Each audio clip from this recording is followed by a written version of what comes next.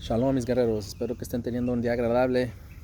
Quisiera compartirles en este día en el libro de Hebreos capítulo 10, en el versículo 26, y voy a leer una versión no muy común leída por nosotros los hispanos, ¿verdad? Acostumbramos a leer de la Reina Valera, pero quiero leer esta versión porque se me hace un poquito más fácil de comprender. Y dice así pues en el libro de Hebreos capítulo 10, versículo 26. Queridos amigos, si seguimos pecando a propósito después de haber recibido el conocimiento de la verdad, ya no queda ningún sacrificio que cubra esos pecados. Solo queda la terrible expectativa del juicio de Dios y el fuego violento que consumirá a sus enemigos. Pues todo el que rehusaba obedecer la ley de Moisés era ejecutado sin compasión por el testimonio de 2 o 3 testigos. Piensen pues, ¿cuánto mayor será el castigo para quienes han pisoteado al Hijo de Dios y han considerado la sangre del pacto, la cual nos hizo santos, como si fuera algo vulnerable o algo inmundo? Y han insultado y despreciado el Espíritu Santo que nos trae la misericordia de Dios. Lo quiero volver a leer, pero ahora con una breve explicación. Y en realidad pues me quiero enfocar solamente en estos cuantos versículos, pero para tener una mayor comprensión de lo que está hablando aquí, es bueno que leamos en el capítulo 9, en sí todo el libro, ¿verdad? Toda la Biblia, diría yo, para, para entender lo del pacto, la sangre del pacto y todo esto, ¿verdad? Pero me quiero enfocar solamente en estos versículos.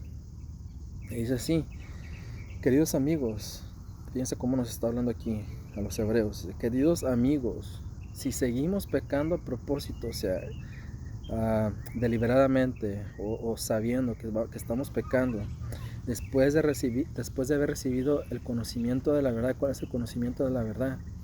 Que tú y yo, como pueblo escogido, como linaje santo, nación santa, o sea, nación apartada, que conocemos de que el Mesías de Israel, Cristo, el Hijo del Altísimo, vino, entregó su vida, derramó su sangre preciosa por su pueblo, por nosotros. Después de haber sabido esto y seguimos pecando, dice, ya no queda ningún sacrificio para estos pecados. Solo queda la terrible expectativa del juicio del Altísimo. Porque dice que ya no queda más sacrificio para nuestros pecados. Y luego aquí adelantito esa mención sobre que en la ley de Moisés, que es la ley de Dios, porque Dios le dio la ley a Moisés, dice que en la ley de Dios, cuando tú eras hallado en pecado por más de 2 o 3 testigos, tenías que morir sin compasión, irremisiblemente, ¿verdad? Pero cuando tú pecabas y en ti había ese sentimiento de arrepentimiento, tú traías tu animalito, cuando dice uno inocente, pues los animales no pecan, ¿verdad? Pero inocente, o sea, un animal saludable, que no tuviera mancha, o sea, que no tenía ninguna enfermedad, ¿verdad?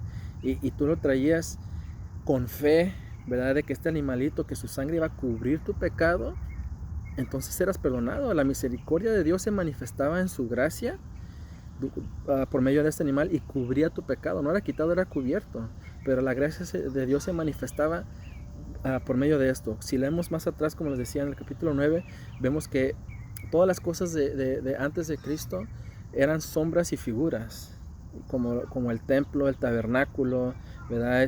Los panes, la menora, todo lo que estaba en el templo y antes del templo, en el tabernáculo, todo hacía sombra y figura a lo que iba a ser Cristo. O sea, esa era la gracia de Dios antes de Cristo, pero se manifestó y se hizo carne por medio de Cristo. Cristo vino, nació, ¿verdad? Por parte de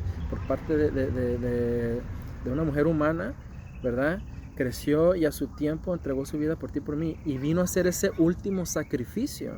Por eso dice aquí que su sangre, que era del nuevo pacto, porque antes la sangre del animal inocente cubría, ¿verdad? Ahora Cristo ya vino a quitar ese pecado. Y tú, viendo conocido esta verdad, y tú decides seguir pecando, amigos, ¿verdad? Porque dice aquí amigos, le está hablando a su pueblo. Solo queda la terrible expectativa del juicio del Altísimo y el fuego violento que consumirá a sus enemigos. O sea, tú no quieres formar parte de esto. Pues todo el que rehusaba obedecer la ley de Moisés, la ley de Dios, ¿verdad?, era ejecutado sin compasión por el testimonio de 2 o 3 testigos.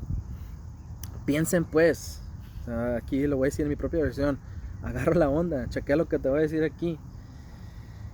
Si tú sigues pecando, dice, el castigo será peor porque estás pisoteando la sangre del Hijo del Altísimo, y ya estás considerando la sangre del pacto como algo inmundo, como algo sucio. En otras versiones dice como porquería. Dice, y han insultado y despreciado el Espíritu Santo, que esa es la gracia de Dios, su amor, su amor manifiesto por medio de su Hijo. Entonces dice, horrorosa cosa caer. Oh no, perdón, dice, pues conocemos al que dijo, yo tomaré la venganza y yo les daré lo que se merecen, fíjense. Y también dijo, el Señor está dando de su Hijo, el Mesías juzgará a su propio pueblo. ¿Quién es su pueblo? Israel. Amén. Fíjense, es algo aterrador caer en manos del Dios viviente.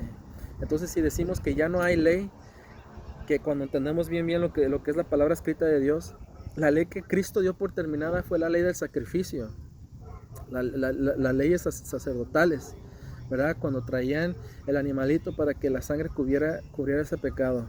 Eso ya fue por terminado porque Cristo es el último sacrificio.